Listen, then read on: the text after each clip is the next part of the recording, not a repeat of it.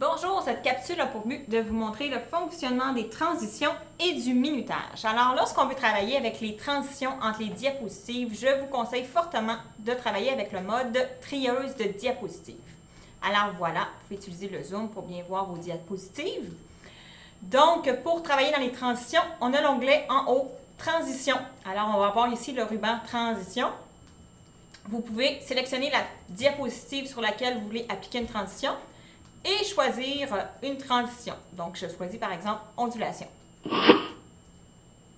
Vous avez vu qu'il y a un son qui est venu avec ondulation. Donc, les sons, on peut les gérer par ici. Donc, on peut choisir un différent son. On va voir ce que ça donne avec la transition horloge. Par la suite, j'ai la durée. Donc, est-ce que vous voulez que, par exemple, la transition que je choisis, ça dure lentement ou très rapidement? Donc, on peut jouer avec la durée. Et vous avez une série ici là, de transitions. Il y en a de toutes sortes. Vous pouvez vous amuser. Voilà.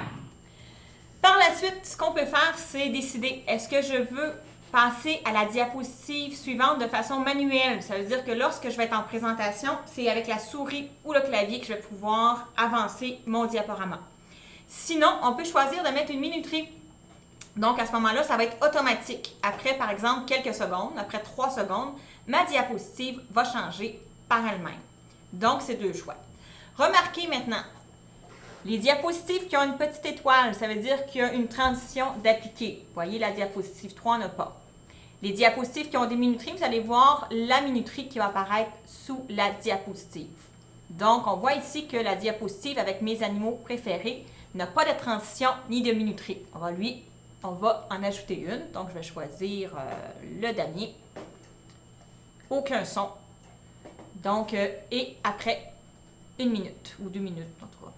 Et voilà. Donc, vous allez voir ici apparaître la transition. Si vous avez plusieurs diapositives, ça peut être très très long. Donc, ce que je vous suggère, c'est l'option appliquer partout. Donc, la transition choisie va s'appliquer sur toutes vos diapositives. Bon travail!